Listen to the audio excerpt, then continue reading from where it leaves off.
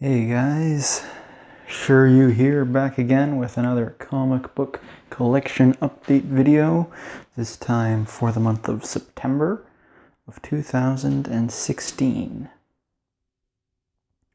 Now, something you're going to notice in this video, there is a definite lack of Civil War books. I have a single Civil War book that I picked up this month due to budgetary reasons.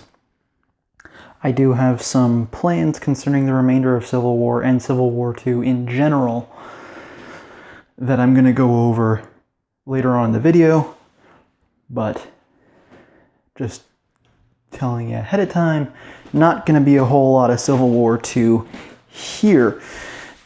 As per usual, I'm going to start off with graphic novels, or in this case, hardcovers and, well, omnibus. Well, there's an omnibus here and a standard omnibus hardcover.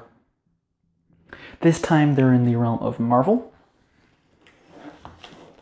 Starting off, we have the Amazing Spider-Man Volume 1 omnibus reprint that happened, I don't know, a few months ago now. I'd been meaning to pick it up.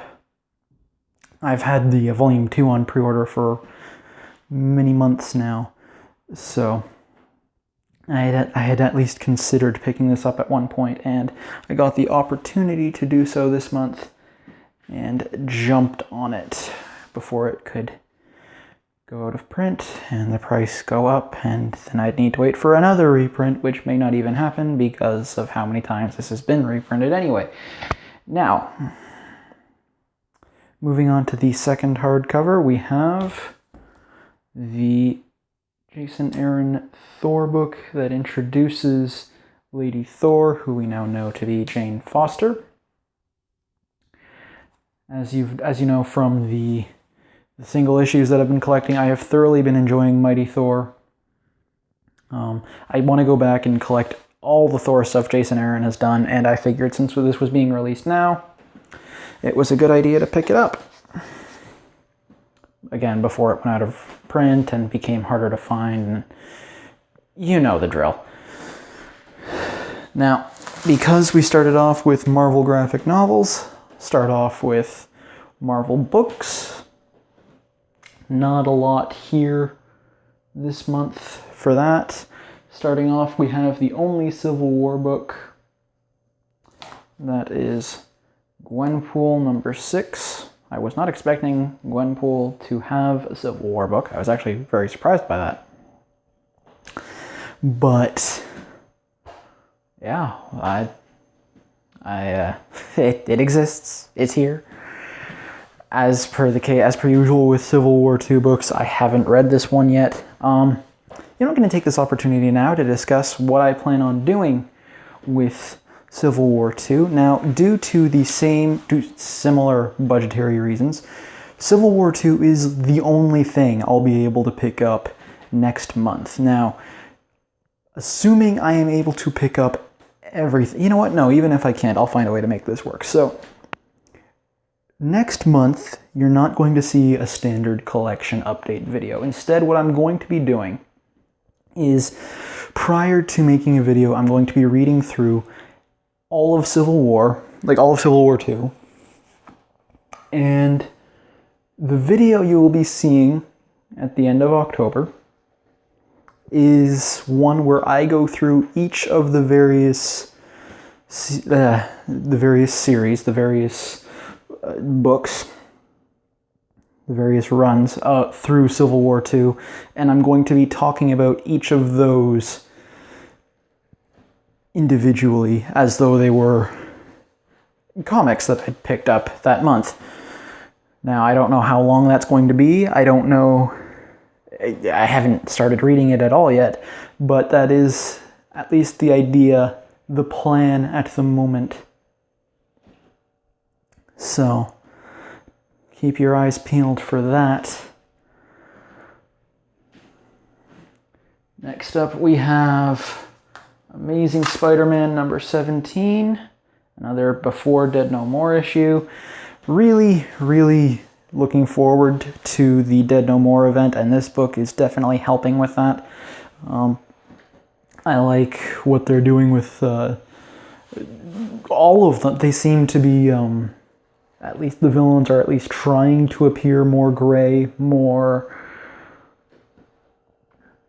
neutral, more human. Or maybe they're just trying to look good for people to trick them. That's probably closer to the truth. But regardless, I like what they're doing with the Prowler. And based on everything I've heard about what the plans are for Dead No More, I'm definitely excited for that event. Alright, next up we have a series that I had been behind on. Mighty Thor, numbers 9 and 10. I liked it. I liked it okay. The plot is interesting. I feel like they're dragging their heels a bit with Jane Foster having her secret identity. And then the reveal at the end of this issue, I don't know what to make of it. We'll see. We'll see what happens next. I don't dislike it. Like I said before, I am enjoying the Mighty Thor run.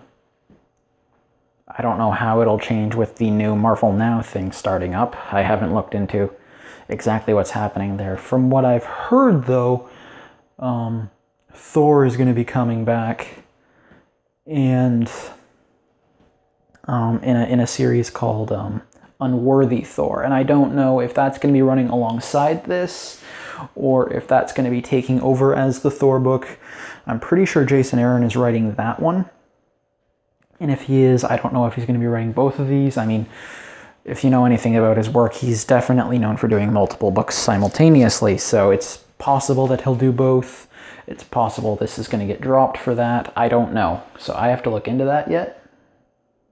And considering Marvel Now is starting in October, actually, I should probably get on that, which I probably will tonight. Now, next up we have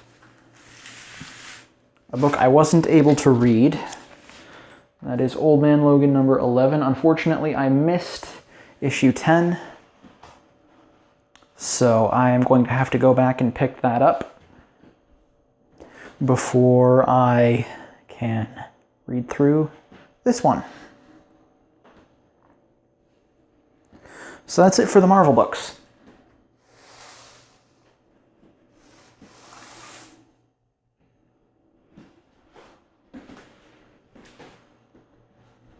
So now over on the DC side of things, first up we have All-Star Batman number 2.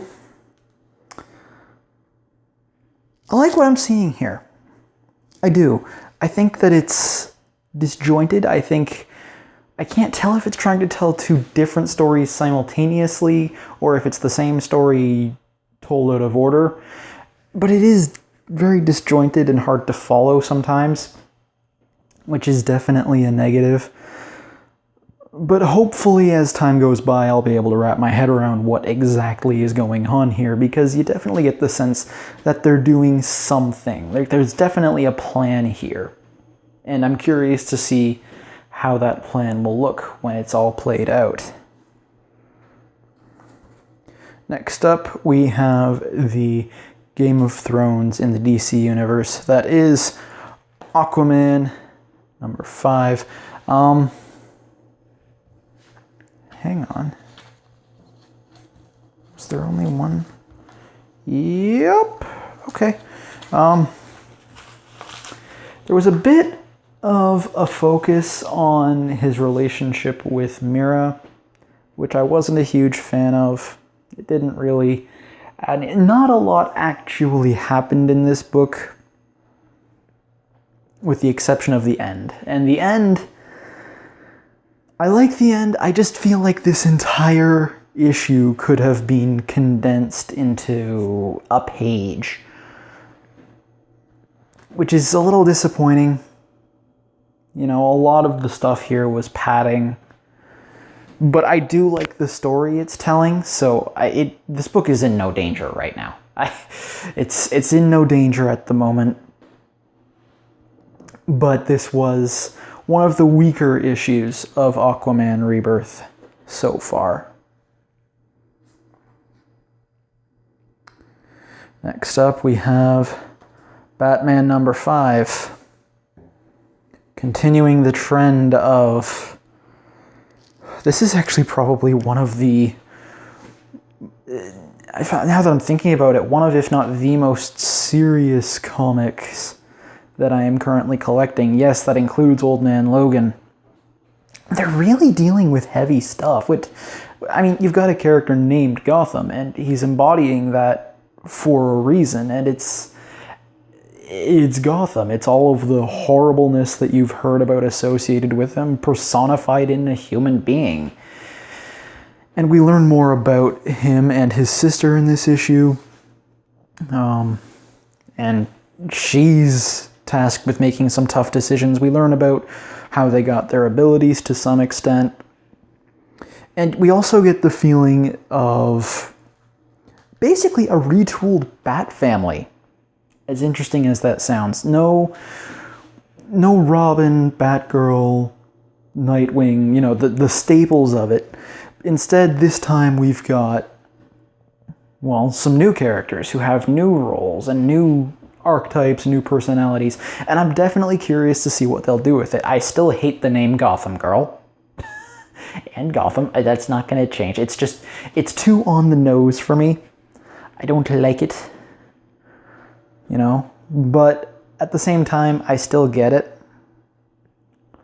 And I definitely like what they've done with this story. My reservations at the beginning are gone completely. I am thoroughly enjoying this now. Next up, we have The Flash number 6. Now, this book definitely felt like an episode of the CW television show. In all the right ways. It basically hit all the notes that almost an entire season, well, it just, not this issue, but this issue makes all of Flash Rebirth feel like it's been a season of the Flash TV show, which, like, again, in all the right ways, without any of the extra baggage or filler or unnecessary character arcs and character developments. Which, I mean, The Flash isn't really known for much of that anyway, the TV show, but it does happen on occasion, and this book really cut through all that with all the good stuff, including, admittedly, a somewhat generic villain whose motives are a little hard to stomach, a little hard to believe. Again, he's a pretty generic bad guy, unfortunately. However, he's also very intimidating as far as his presentation goes. So he's able to make up for his lack of human creativity because he is just so damn scary. Really, I'd say he's the most intimidating Flash villain I've seen yet. Next up, we have Green Lanterns, number 5 and 6. Now, if you're paying attention, I do not have Green Lanterns number 4. That was the other book that I missed when I went to pick up books. There were 2 that I missed, Old Man Logan 10 and Green Lanterns number 4. But I read through these anyway. I was about halfway through issue 5 when I realized that I was missing issue 4. So I read through it anyway. I'm still planning on getting issue 4, but read through it anyway, and there are times when I feel like this series focuses more on the characters than the story, which does weigh it down. However, at the same time, you definitely get the sense that this book, because DC is being crafty with this book. DC, what they're doing, at least it looks to me, like they're making this book the crux of the next major event that is coming with DC Comics, so the people who read this will have the background on it. So, it's not in any danger for now, You know, I'm liking what it's doing to a point. Still not a huge fan of the characters, but their chemistry has improved, which is nice. It makes them less irritating, which is always a good thing.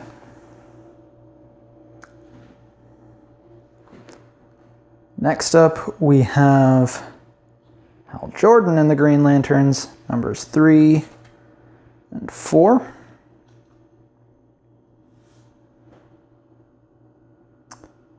Story here is similar to All-Star Batman, kind of, how it's trying to juggle multiple characters, and it has a hard time doing that in some respects. Sometimes as you're reading, you forget which character you're following. But that's a minor complaint when you look at the art and the story and just how it's all being presented and just what exactly it is they're doing. They're trying to tell this epic, grandiose story. I said before that this feels like what I've heard is a return. What I've heard of Jeff Johns' run, this sounds and feels like it's returning to what that did. And this is no exception. This is more of the same of that. And yeah, I mean, I hope they learn to balance the characters a little better. Once they start coming together a little more, I think that's going to change for the better. Until then, well, I can live with this because it's still really good.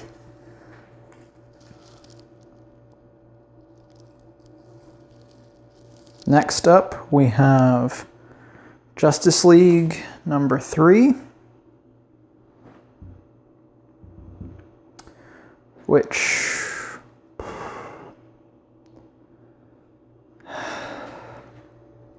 honestly, not a lot happened in. I mean, we kind of get some very vague information on the big doomy threat that Earth is facing, kind of. We don't really know much of anything about it, though. And they carry out the plan that they talked about in the last issue. And they don't conclude it yet. So, yeah. I mean, they're presenting it well. They're presenting it in all the right ways. I'm enjoying it. There's just not a lot to actually talk about because they don't actually do much. Next up, we have Superman number 5.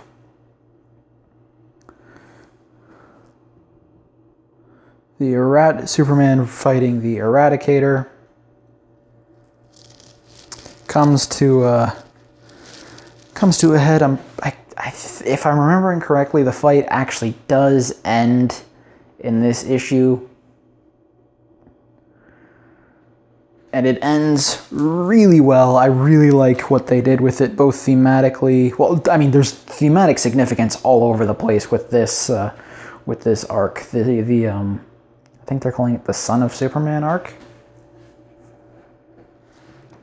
It's really great for thematic significance and symbolism, and on top of telling just a good story.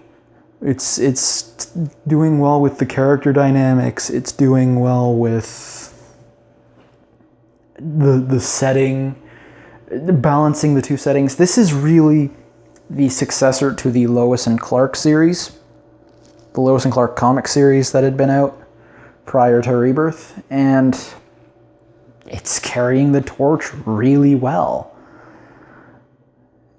As per usual, it's one of my favorite books, and I'm definitely looking forward to continuing it. Similarly, Action Comics 962. If I'm remembering correctly, the fight for this one ended here as well, and now That's right, yes, it did end. It did. I remember how it ended. And it looks like in the next issue we're going to actually be facing some of the questions that have been raised by this series, and I wish I could say I was excited about those answers, but if I'm being honest, they scare me, because the answers are probably going to come with a bunch of regression, and it's all going to annoy me. I like the fact that the public knows that Clark Kent is Superman. I think that adds an interesting dynamic to his character. And I don't want to lose that. And it looks like we might in this. Well, it's not just going to be in this series. If it happens, it'll happen across the board. But I don't want it to. Because again, I like that dynamic. I like that very interesting appearance, that character trait. Speaking of unique characters, we have Superwoman, numbers 1 and 2. I'm liking it so far. It's interesting. It's actually very interesting. I'm mostly waiting to see how she'll interact with either one of the Superwomen will interact with the DC universe as a whole. Because again, this is a unique and different concept. We haven't really seen something like this beyond a gimmick, and I can't imagine. I mean, it's possible, I guess, that they'd have a full book for just a gimmick, but hopefully not. Hopefully this becomes something of a mainstay, change up the status quo. You know, the second Lois Lane and Lana Lang filling in that role it's interesting, and I definitely want to see what they do with it as time goes by. So that concludes this collection video.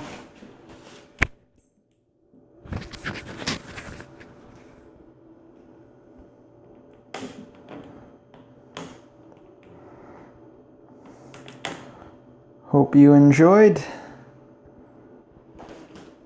See you next time.